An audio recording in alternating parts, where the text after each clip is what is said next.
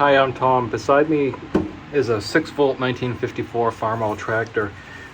I see a lot of times people have issues with 6-volt tractors or cars, and generally speaking there's only really about three things that cause the 6 volts to have issues, and the issue I'm gonna talk about today is slow to turn over or just really no response when you pull on the starter. So I've got 3 things I'm going to show you. Stick around and we'll go over those 3 things real quick. A lot of times people will be critical of 6-volt systems and they will decide that 12-volt system is the way to go. And while I do agree that a 12-volt system does have certain advantages, the smaller tractors in particular, the 6-volt properly maintained and set up correctly is all that you really need. And I do understand, when it comes to lighting and things like that, but for the most part these tractors really weren't designed to work at night very much, just to come home from where you were. So 6-volt systems, there's a reason I keep them. I think the nostalgia, and also it's a challenge, and they came from the factory that way. I like to keep them original as far as that goes. And I also refuse to put Chinese carburetors on my tractors. I always either rebuild them or buy another one. In fact, the only time I'd put a 12-volt on these old tractors is if they come to me in such a condition that most of the charging system is missing, and then it only makes sense at that point to put 12 volts on it. If you're going to go buy all the stuff, you might as well buy 12 volts for the advantage. So when I look this tractor over, it turns over very, very slowly, and the first thing that I see is this 12-volt cable here. This is about half of the thickness that it should be. You can see this is the negative cable is positive ground, so this is a really thin cable. And then we've got the ground here, the negative ground. You can see how tiny this is. And also look at how rusty that bolt is right there. There's no jelly in there to prevent corrosion. There's nothing in there that's going to make that current flow more freely. So we're going to, first thing we're going to do is remove the battery. We're going to clean everything up. Then we're going to replace these cables with the correct 6-volt cables. So the first thing I'm going to go ahead and do is take this negative cable off from the starter. I'll disconnect this and then take the ground off.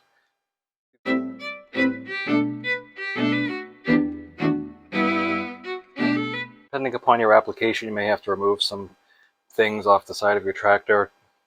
This one here had a loader on it, so I've got some hoses in the way. I had to take the leveling link off and disconnect the touch control, so just remember to put all those things back on when you're done, and then go ahead and pull the battery out. So we're just going to slide this right out very carefully. Make sure you don't tilt it. You want to keep it straight. You don't want to get battery acid on yourself. Like I said, there may be some things in the way. You may need to get a helper. Just be very careful. This one's also got the touch control temperature gauge on it, so be very careful. Take that out. We'll set this over here, and we're going to put the charger. So while we're working on everything else, I'm going to put the charger on this. So I'm just going to go ahead and take this 9/16 bolt out right here that's holding the old ground on. And while I'm already here, I'm going to take a peek inside here at the switch and the wiring, and make sure we have continuity back here to the bulbs. It would be good if the lights were working, and that's another pet peeve of mine, is missing or inoperable lights. I want them to work. So when you look at this bolt right here that was holding the ground strap on, you can see how corroded it was. And then the ground strap itself, there's a lot of corrosion there. It's galvanized, which is good, but there's still a lot of corrosion. And then this right here is the eye hook, the spade terminal that was attached. So there's a lot of resistance there that's going to prevent voltage from getting through the system. When I look in there, the wire that goes to the tail light, it's all bare inside there. And this may be in fact the original wire. It's still tucked up in there pretty good. So I'm going to go ahead and replace that. I'm going to put contact cleaner on there, and by operating the switch I should be able to get continuity back here to the lights, and then that'll determine whether or not I have to replace the switch or the wiring or both. One common mistake people make is when they put new wiring on, they don't use the same thickness wire. So this is 14 gauge, and a lot of times people will put 16 or 18 or even 20 gauge wire, and with 6 volts especially, you want to make sure you have a thicker wire. So I've got some primary wire here, and I'm going to go ahead and put a terminal on. This is for the tail light, and I do like these terminals right here that they have shrink wrap on them, so all I have to do is just crimp it and put it on, and then we'll shrink it. So the first tool I'm going to use is my strippers, so I'm just going to take off a little bit like that, and then put a little twist on it. Keeps it from splaying out while you thread it in. And I'm just going to put that in. You don't want, see, a lot of times people too, they'll put the wire in too far. You want it to be about halfway on the shiner there. I don't know how well that shows up on the camera, but you want your copper to come out of the shrink here, and you don't want it to interfere with where your screw's going. So about halfway in is recommended. So kind of hold that between my fingers here, and then use my crimpers. And I don't like those one piece crimper, stripper, bolt cutter. One tool for everything doesn't generally do anything really well, so you want to make sure you get a good crimp on that, because otherwise when you pull it, it's going to pop right off, and then you have to start over. So really go ahead and push on it and see if it comes off. And that seems pretty good. Put it on here and shrink it up.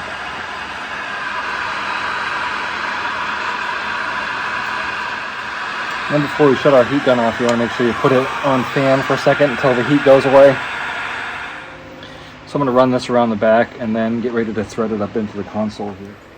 It's kind of a bright, sunshiny day, so this may be a little difficult. And I'll cut it off and thread it through. That'll be enough. I'm sure I'll have a little bit of slack, but really the best way you can do this two ways. You can thread it through and put your terminals on, or you can guess and then thread it through after. It doesn't really make any difference.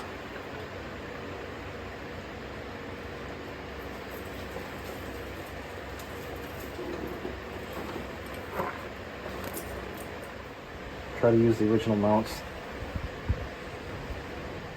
This day's getting kind of long in the tooth, so the sun's moved around.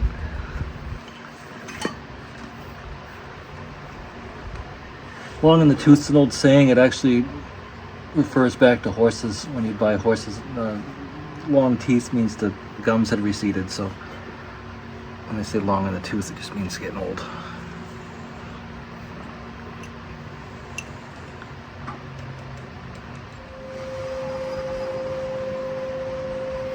I don't really need to trim this up. There's all kinds of room in there, so I can just kind of coil up the slack and put a little tie wrap on it, and it'll be a significant maintenance loop, but there'll be plenty for another day.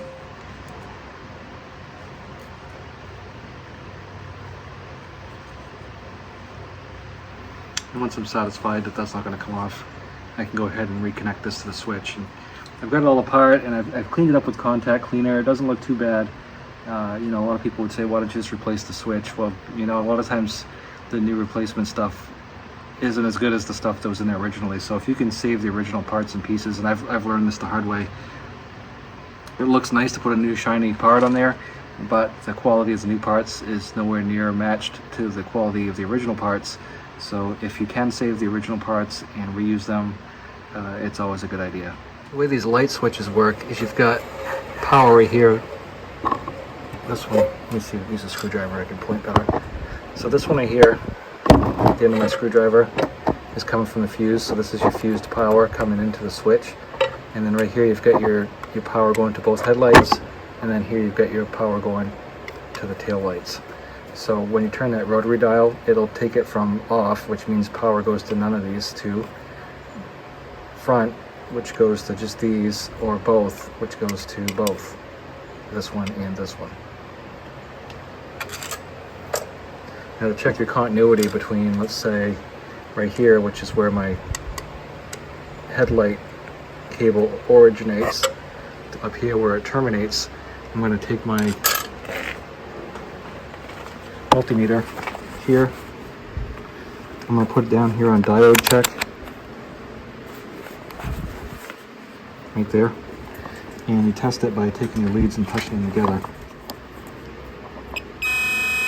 Sounds a little sick, probably the batteries are going, but anyway, you can hear that it's making continuity there. So what I'm going to do is I'm going to take one of these leads and touch it to the start of the headlight terminal and the other one to the termination point. And you should hear that same beep once I make the connection.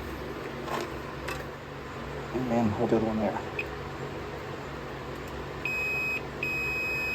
Alright, so that tells me that my wiring from the headlight to the switch. Alright, this was grounded initially here, but it's not my favorite place to ground. I usually prefer this spot right here, so I've got another cable here that should be long enough to do the job. I'm going to go ahead and connect this end here. I'm going to put the battery back in, and then I'll hook everything back up, and we'll see how that works out. Go ahead and remove this bolt right here. It holds the tank on. I'm still on the fence about whether or not I'm taking all this loader stuff off. I know it's part of the history of the tractor, but it's also a lot of stuff that's kind of getting in the way of making it look clean.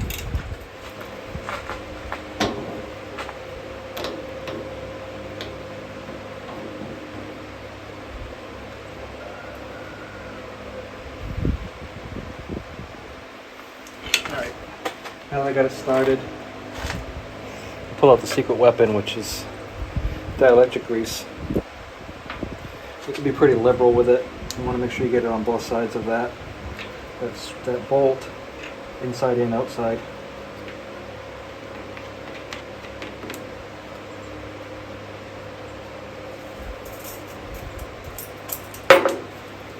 Then just kind of work it around so it's covering all the threads, covering all the surface area. And what this does is this bonds dissimilar metals and prevents corrosion. So now that I got that on there, I can put this back on.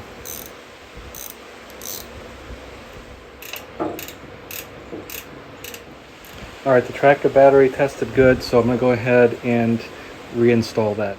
An improvement over the Super C. The Super C just had a box, and the 200 battery box actually was in several pieces, so it made it a little bit more easy to access it. It's not so easy if you've got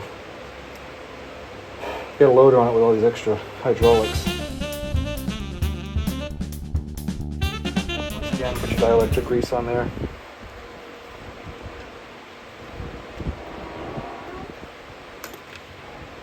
Just kind of rub it around.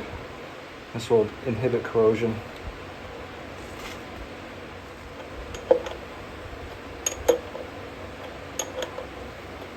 Once again, you don't want to over tighten this, you just want it to be snug. Once that's connected back, I'm going to reinstall the things that I've taken off on the side, starting with the touch control. Put that back on. This one here is a little bit more tricky. When I wire mine in, I hug the touch control unit here. You go route it in behind all these things right up against the touch control unit, and then it doesn't have the opportunity to bind on anything. And it's plenty long enough if you run it that way. If you try to come around all this right here, then definitely not long enough. But if you hug it right in there and tuck it in, and make sure it's not going to pinch on any of these things right here, because these all move. Your touch control, your aux hydraulics, your starter lever. Make sure it's going to miss all those things and come on the inside. And you always connect this end first. You don't want this to be hot while you're hooking it up. So you want to be careful again. Get some of this in there. And I test fitted it. That's why it's already on.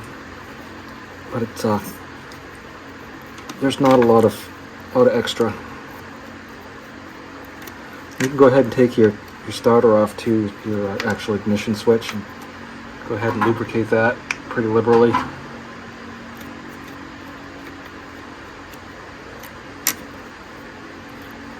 It doesn't matter if you have this on top or bottom. Either way, get that hooked on, and then washer and nut.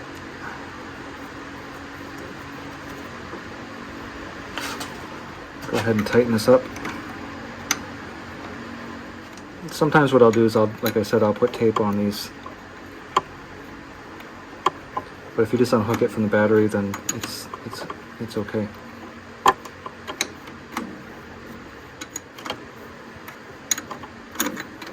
What happens a lot is these switches get hot and then they fry, and you can fry your starter.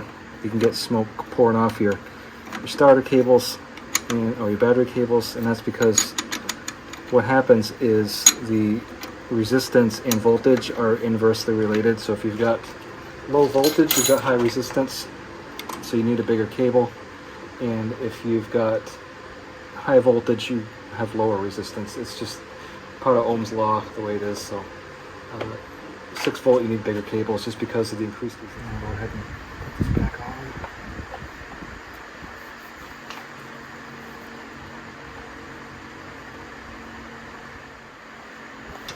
Loose battery connections will cause you a lot of issues too if you're not careful. Just be real careful you don't connect to anything you shouldn't be.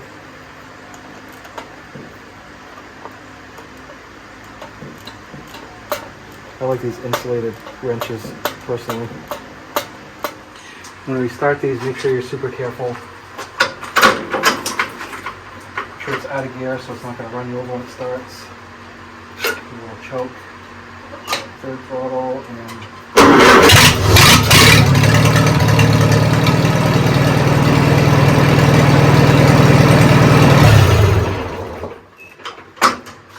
there you go. That's it. So more often than not, the problem that you have with your tractor starting slow or not starting is poor electrical connections. Make sure you have bright, shiny connections. Make sure you put dielectric grease on them. Make sure all your connections are tight. And if that doesn't work, then you go to the harder things. The next thing I would check, if your battery tests fine, all your connections are excellent, then you may have something with your starter brushes. If you have another starter, you could try that. But generally speaking, it's almost always your battery or your electrical connections. And more often than not, also, people just put the wrong battery cables on 6 volt systems. They need to be the big heavy cables. They're like 3/4 of an inch thick, not the 1/2 inch thick ones that you pick up at Tractor Supply. The 6 volt ones are generally custom made, and you have to get those online. That's the only place I've seen them. But brushes do go bad, and I've been told by some people the voltage regulator can cause issues. It doesn't make sense to me. It's not electrically in the circuit to start the tractor. But stranger things have happened. So anyway, thank you for watching. I'll talk to you next time.